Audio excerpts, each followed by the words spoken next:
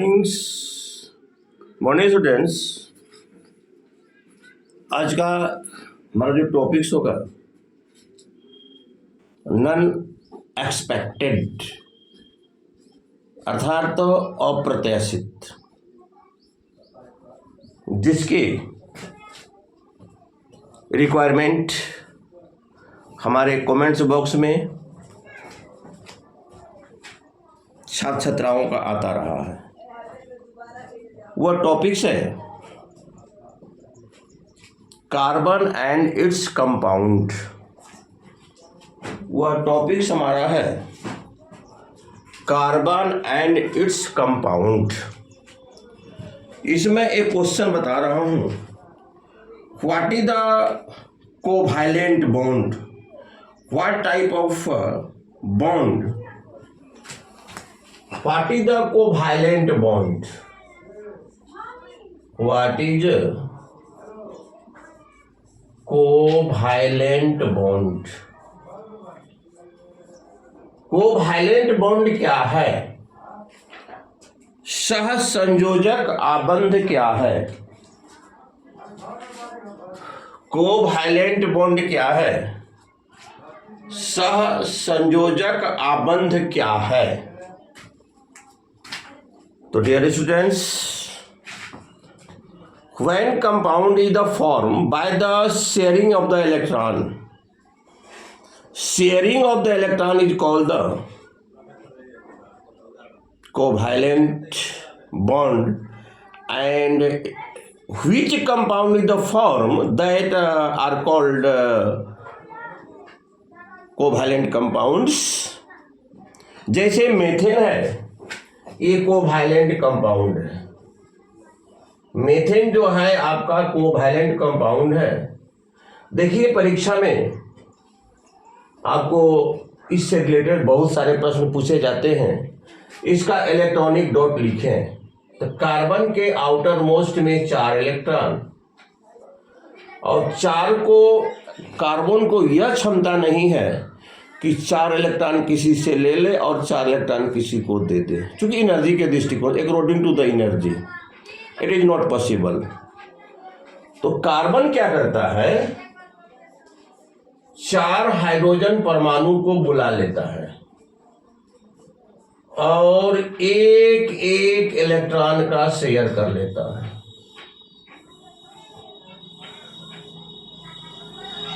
एक एक इलेक्ट्रॉन का शेयर कर लेता। ये हो गया आपका इलेक्ट्रॉनिक डॉट। स्ट्रक्चर फॉर्मूला इस प्रकार से लिखेंगे, स्ट्रक्चर फॉर्मूला इस प्रकार से लिखेंगे, और फॉर्मूला हो गया CH4। फॉर्मूला हो गया आपका CH4। तो covalent compound, aqueous solution of the covalent compound is the bad conductor of electricity because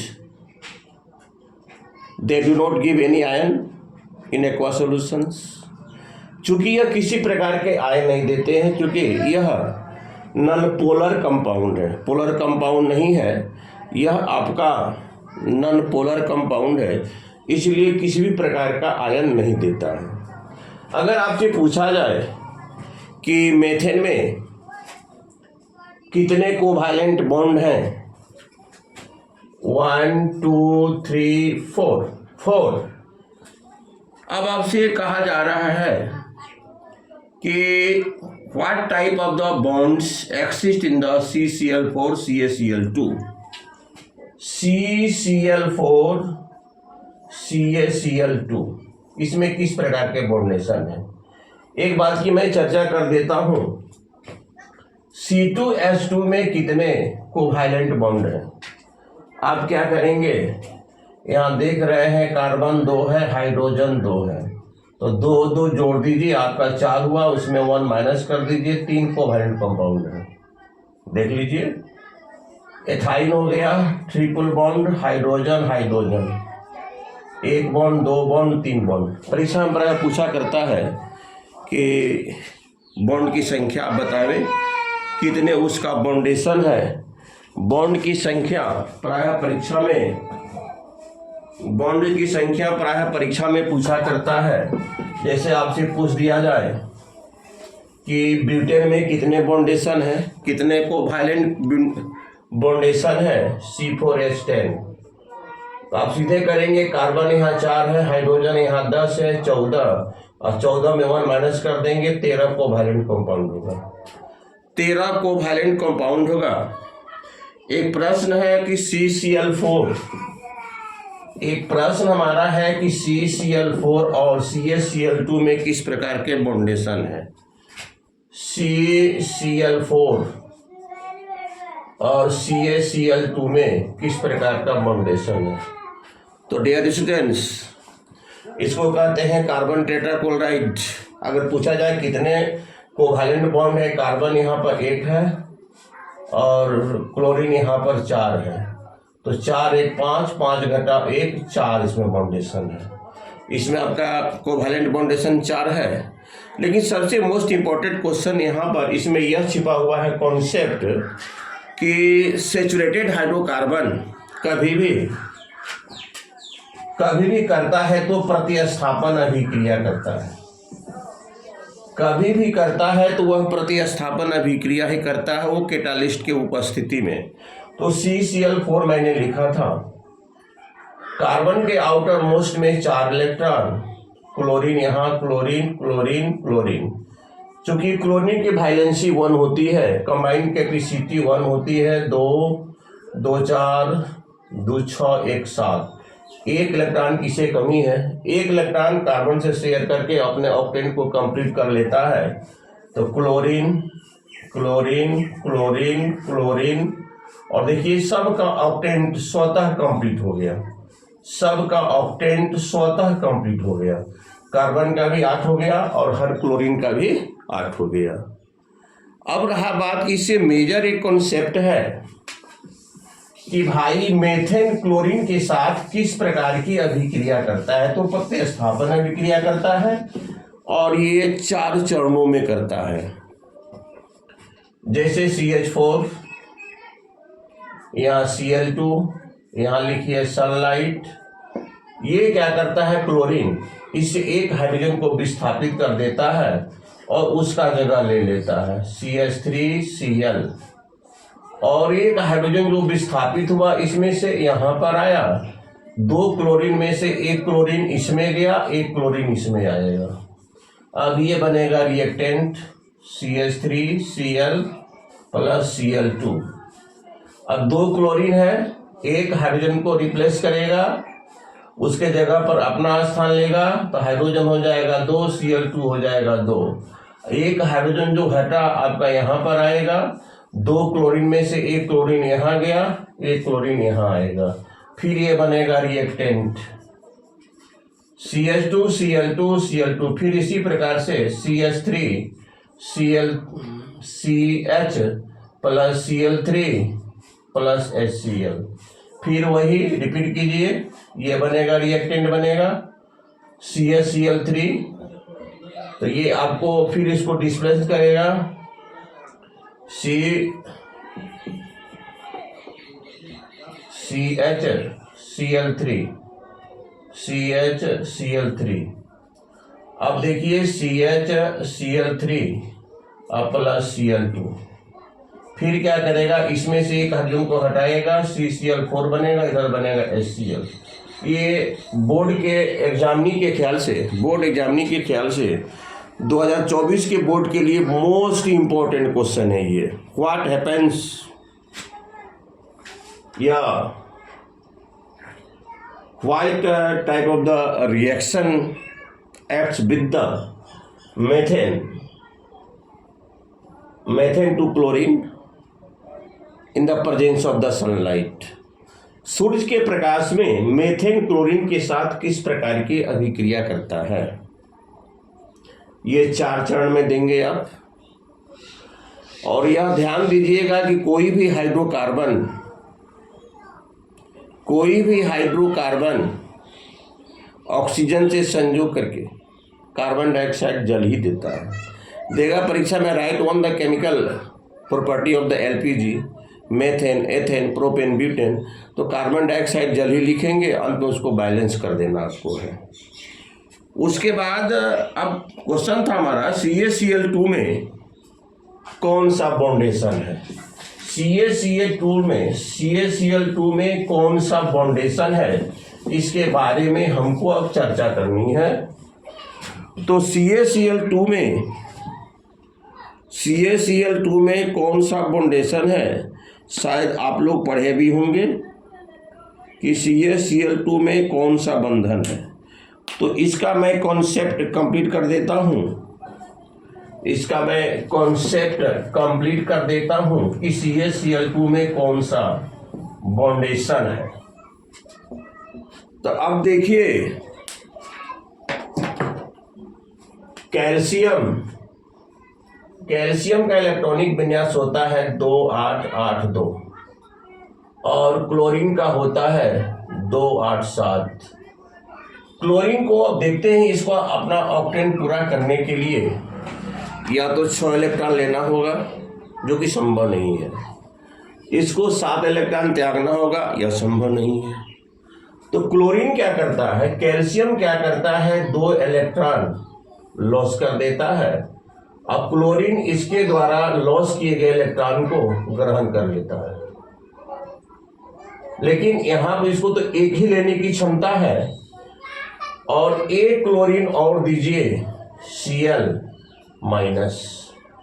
अब देखिए, इसका ऑक्टेंट हो गया 288 और इसका ऑक्टेंट हो गया 288, इसका ऑक्टेंट हो गया 288।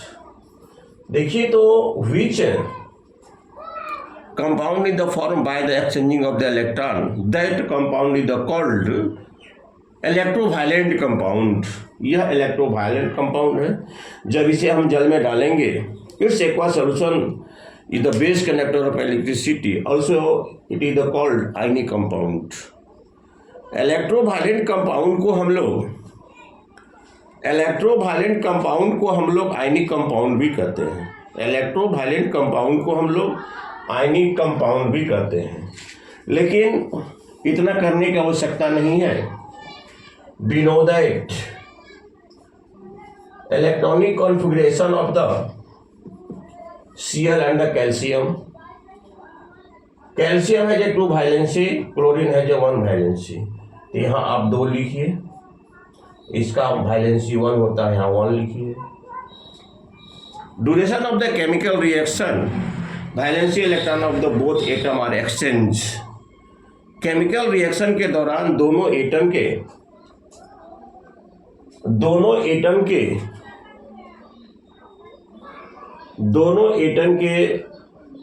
वैलेंसी इलेक्ट्रॉन एक्सचेंज हो जाते हैं। ये चलाएगा इस पर, ये चला जाएगा इस पर। क्या बन गया डियर स्टूडेंट्स, CaCl।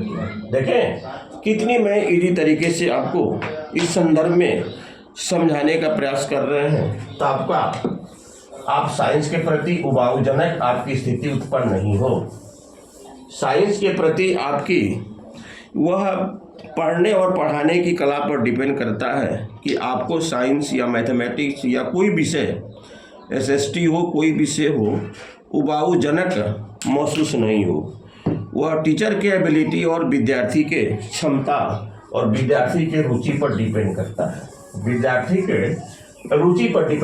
है। शिक्षक पढ़ा ही रहा है, लेकिन स्टूडेंट उस पर रुचि नहीं ले रहे हैं, इसका मतलब या तो वो समझ नहीं पा रहे हैं या तो उनको रुचि लेने की आदत भी नहीं है। अब हमारा प्रश्न है,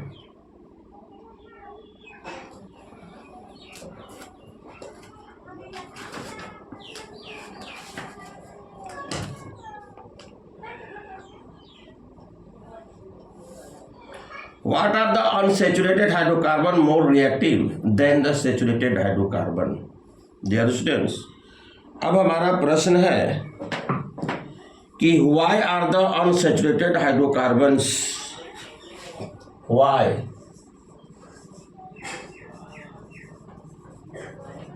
unsaturated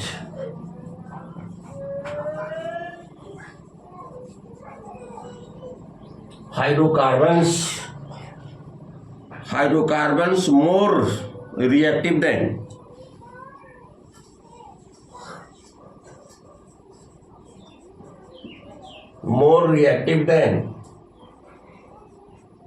saturated hydrocarbon.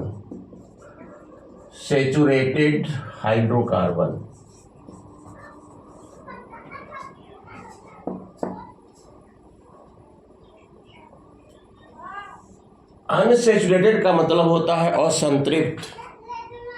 कोई भी atom, human body, human livings, कोई भी क्रीचर्स तब तक क्रियाशील रहता है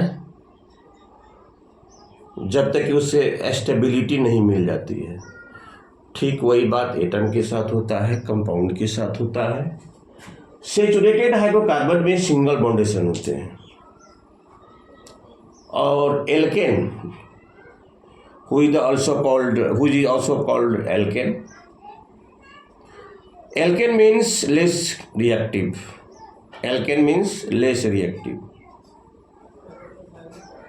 वह किसी से अभिक्रिया तभी करेगा जब उसे कैटालिस्ट मिलेगा, अन्यथा वो नहीं करेगा। कैटालिस्ट की उपस्थिति में ही अगर करता भी है तो अपने में से एक एटम को डिस्प्लेसमेंट करेगा और तब दूसरे को जगह दे सकता, अन्यथा कोई उपाय नहीं है। मान लिया जाए किसी बेंच पर 5 विद्यार्थी पहले से बैठे हुए हैं और छठा विद्यार्थी अगर आकर कहता है कि मैं इसी पर बैठूंगा, उस परिस्थिति में एक को रिप्लेसमेंट वहाँ से होना होगा, तभी वो बैठ सकता है। ठीक वही बात ये आपका सेचुरेटेड। एक एग्जाम्पल देते हैं सेचुरेटेड का हम। सेचुरेटेड, इसमें कार्बन और हाइड्रोजन के बीच में हर जगह सिंगल बॉन्ड ही होता है। कार्बन और हाइड्रोजन के बीच में हर जगह सिंगल बॉन्ड ही होता है। जैसे मान लेते हैं C2H6 ले लेते हैं, ethane, it is the second member of the high saturated hydrocarbon. Carbon carbon, hydrogen hydrogen hydrogen, hydrogen hydrogen hydrogen, 2 2 4 2 6 2 8, 2 2 4 2 6 2 8। Single symbol carries 2 electron.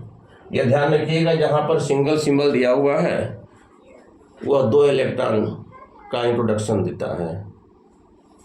तो यह देखिए, यह हो गया लेस रिएक्टिव, इसलिए इसका नाम पड़ा सेचुरेटेड। एकदम ये स्टेबल है।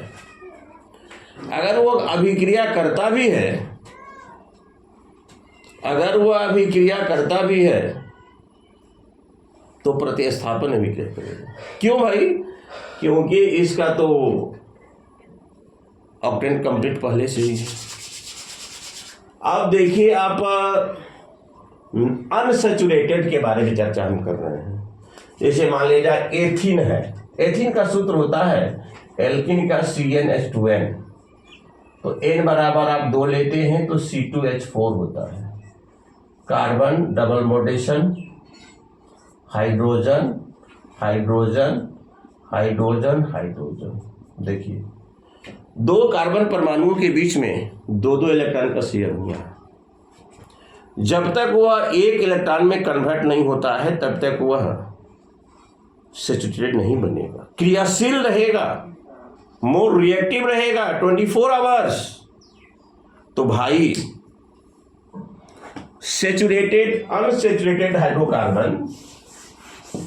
अनसेचुरेटेड हाइड्रोकार्बन प्रायः एडिशन अभिक्रिया में भाग लेते हैं और वह दावा करते हैं कि भाई हम सेचुरेटेड बनाने की जिम्मेदारी हम लेते हैं।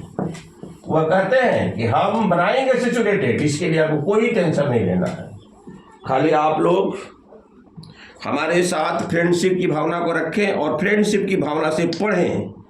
आपको हर हालत में हम इसमें परिपक्व कर देंगे, विद्वान बना देंगे। एक अनसेचुरेटेड हाइड्रोकार्बन कैसे सेचुरेटेड होता है उसकी कला मैं जानता हूँ। आप देखो कला क्या जानता है। कला हुआ जानता, मैंने बताया अभी, C2H4, इसका बॉन्डेशन कार्बन कार्बन हाइड्रोजन हाइड्रोजन 4 2 6 2 8 4 2 6 2 8, ये हो गया आपका एल्किन, ये आपका हो गया एल्किन। इसका फॉर्मूला होता है C2H4।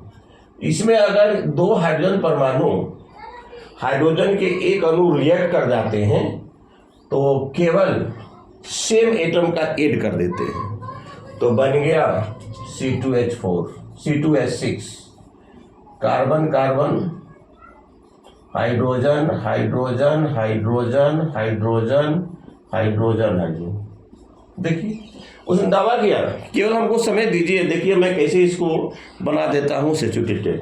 तो भाई एथाइन भी कहता है तो हमको भी बना दो भाई।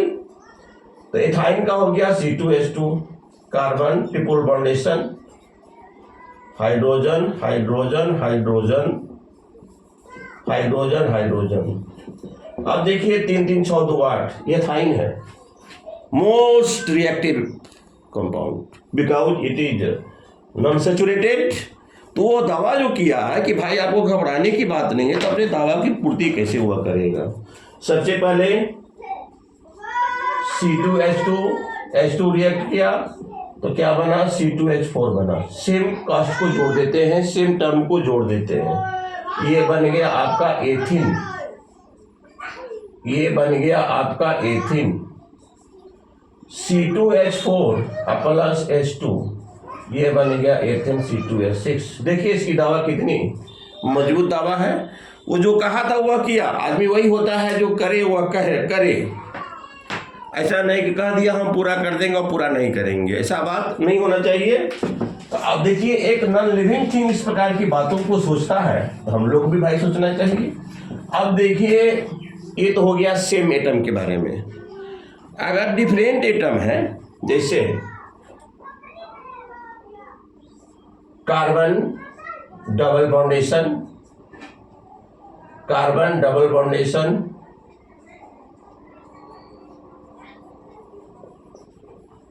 हाइड्रोजन हाइड्रोजन हाइड्रोजन हाइड्रोजन, क्या हो गया ये 2 2 4 4 2 6 2 8 4 2 6 2 8, एथीन हो गया ये।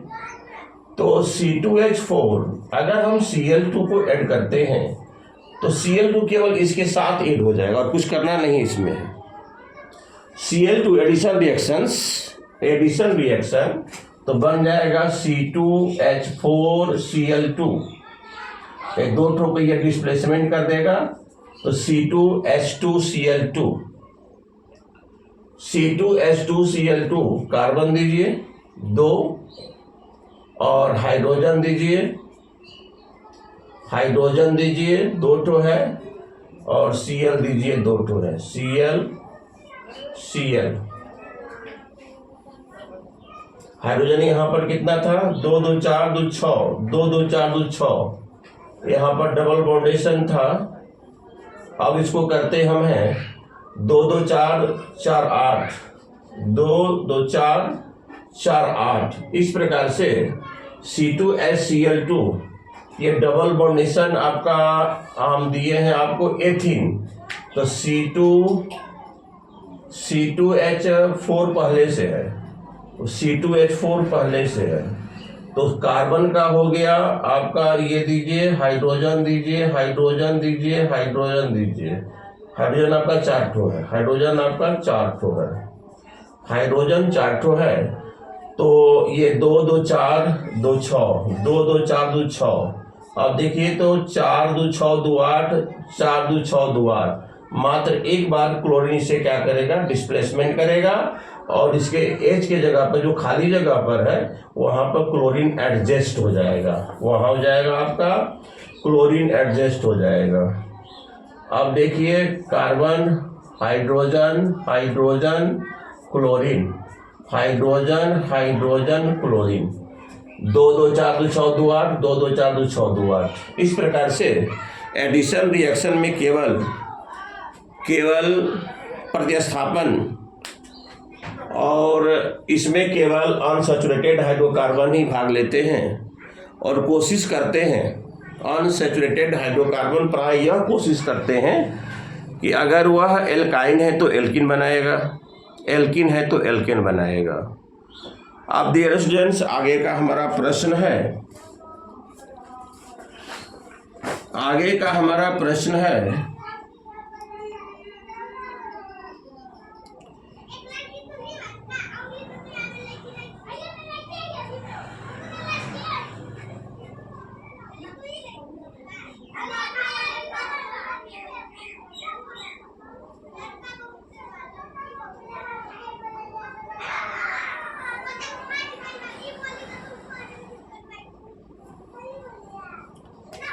What is the mean by denatured? What is the mean by denatured?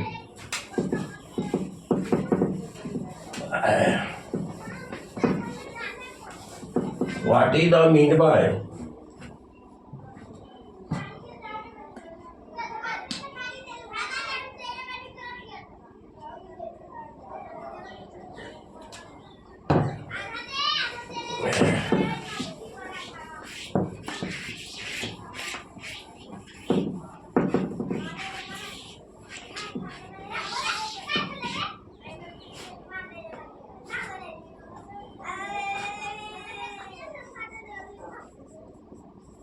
What is meant by?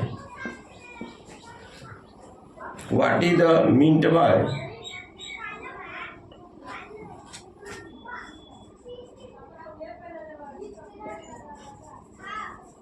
Denatured alcohol.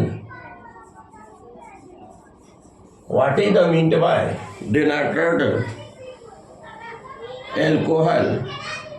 What is the need to the denatured alcohol?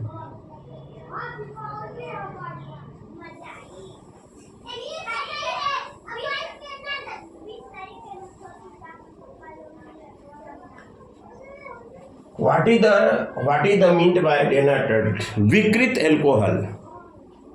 चूंकि कुछ लोग एल्कोहल के आदी होते हैं, जो सीधे तंत्रिका तंत्र को नर्वस करता है और लगातार सेवन करने के बाद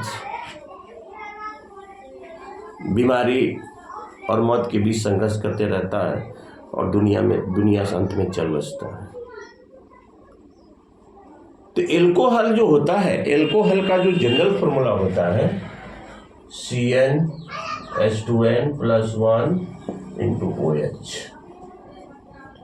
अगर n बराबर हम 2 लेते हैं तो C2H5OH बनेगा, एथिल एल्कोहल बनेगा। अगर हम लोग लगातार इसका सेवन करते हैं तो वह दुनिया से जाने का रास्ता वेटिंग में लाता है, अंत में कंफर्म कर देता है। पहले कतार में लाता है, तब वेटिंग लाता है, तब अंत में कंफर्म कर देता है। तो यह हो गया। तो हम लोग इसमें एक पॉइजनस टाइप का, एक अनफिट टाइप का सब्सटेंस को मिला देते हैं। उस अनफिट टाइप का सब्सटेंस का नाम है, and adding the poisonous substances like the methanol,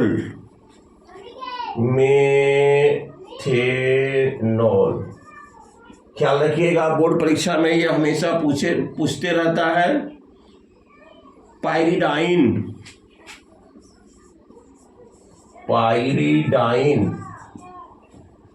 पायरिडाइन, उसके बाद copper sulphate etc।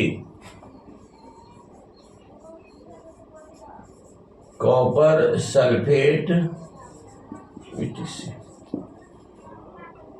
When the poisonous substances as like methanol,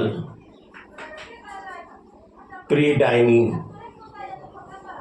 copper sulfate etc intermixed या mixed with the pure alcohol, after then which alcohol be obtains, that often is the called, that alcohol is the called denatured alcohol।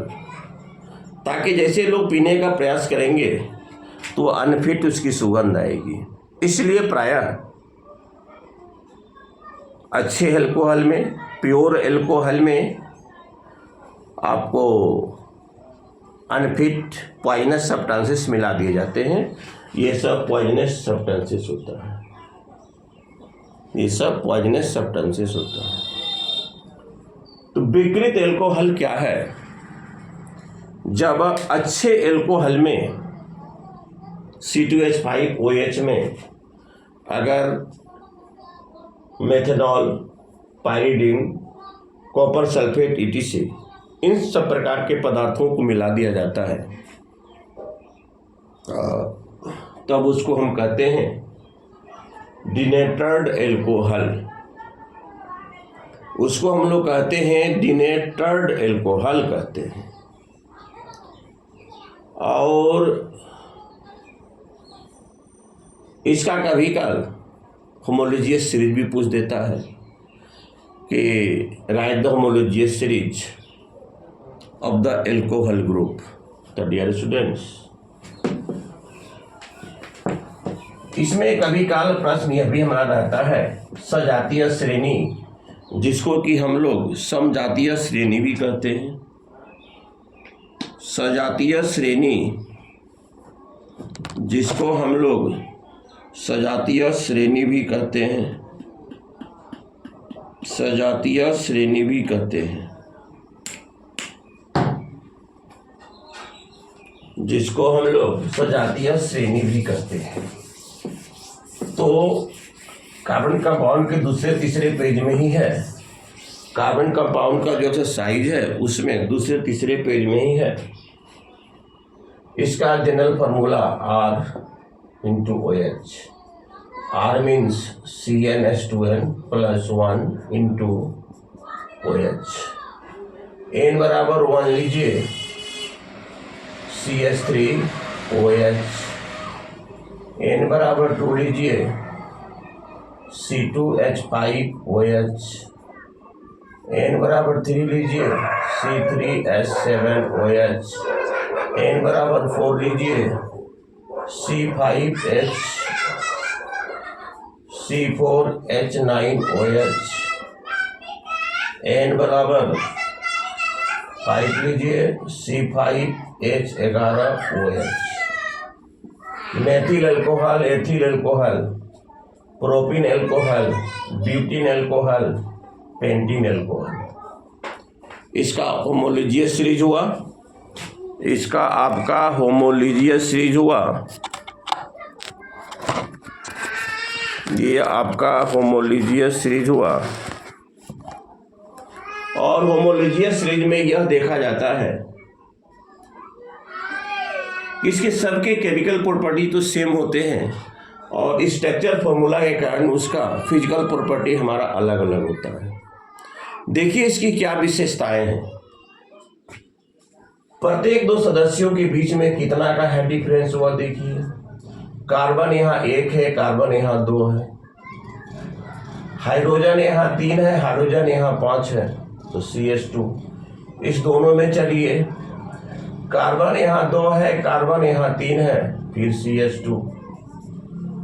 Carbon hydrogen 5 है, hydrogen 7 है, carbon 4 है, carbon 5 है, तो C।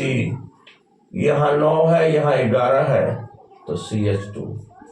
सबसे पहले तो होमोलॉजियस series में डिफरेंस जो होता है वो CH2 का होता है, और असेंडिंग ऑर्डर में उनके एटॉमिक मोलिकुलर मास होते हैं। जैसे आप देखिए, इसका निकालिए, कार्बन 12, 12 3 15, अब 15 6 15 16 31 1 32, ये हो गया 32 यूनिट।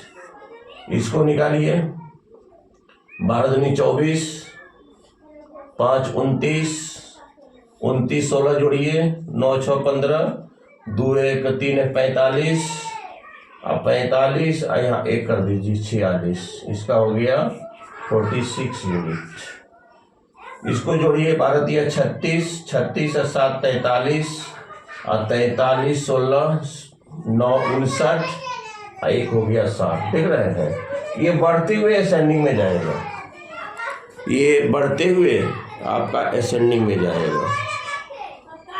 तो इसको कहते हैं समजातीय श्रेणी या स्वजातीय श्रेणी। समजातीय श्रेणी और स्वजातीय श्रेणी, प्रत्येक दो सदस्यों के बीच में -CH2 का अंतर, फिजिकल प्रॉपर्टी अलग अलग होता है, केमिकल प्रॉपर्टी सेम होता है। अगर इसके मोलिकुलर मास को निकाला जाए, तो वह असेंडिंग ऑर्डर में ही मिलेगा आपको। तो डियर स्टूडेंट्स, और एक प्रश्न है, कार्बन के परमाणुओं की संख्या इतनी अधिक आखिर होती है क्यों? Why are infinite number of the compound of carbons in the world? पूरे वर्ल्ड में कार्बन के कंपाउंड की संख्या मिलियंस में क्यों होती है? यह प्राय प्रश्न पूछे करते हैं। या who is the universal elements, unique elements, versatiles elements. तो इस प्रकार से जो प्रश्न पूछेंगे तो उसमें कार्बन ही आएगा। कार्बन की इतनी संख्या में प्रकृति में जो कुछ भी आप छूते हैं वह मिला जुलाकर 97% में कार्बन ही। पेंट लीजिए, मेडिसिन लीजिए, एलोपैथ लीजिए, होम्योपैथ लीजिए, इंक लीजिए, यूनिफॉर्म लीजिए, दाल चावल, औषधि वगैरह, living things, non living things, अधिकांश में डीजल, पेट्रोल, केरोसिन, एस्फाल्ट, मोम वगैरह, जितने भी आप सामानों को आप टैली करते हैं अपने हाथों से, उसमें कार्बन की उपलब्धि किसी न किसी रूप में जरूर है। उसमें कार्बन की उपलब्धि किसी न किसी रूप में जरूर है। इसका प्रमुख कारण क्या है? इसका प्रमुख कारण है नंबर 1 कैटेनेशन, जिसको कहते हैं श्रृंखलन। नंबर 2 टेट्रावालेंसी, जिसको कहते हैं चतुःसंयोजकता, नंबर 3 आइसोमर समावयव के गुणों को भी दिखाता है। अब आपके मन में यह प्रश्न उठता होगा कि भाई कैटेनेशन क्या है, आइसोमर क्या है और टेट्रावालेंसी क्या है? क्योंकि अब तो एग्जामिनेशन के अंतिम घड़ी में हैं, ऐसे पढ़े ही होंगे, लेकिन पुनः मैं इसको कल एक्सप्लेनेशन करके आप लोगों को बताऊंगा। और आज के वीडियो को समापन की ओर ले जाने के लिए मैं आप लोगों से एक हल्का सा सपोर्ट, थैंक्स चाहता हूं। चलिए, थैंक यू वेरी मच।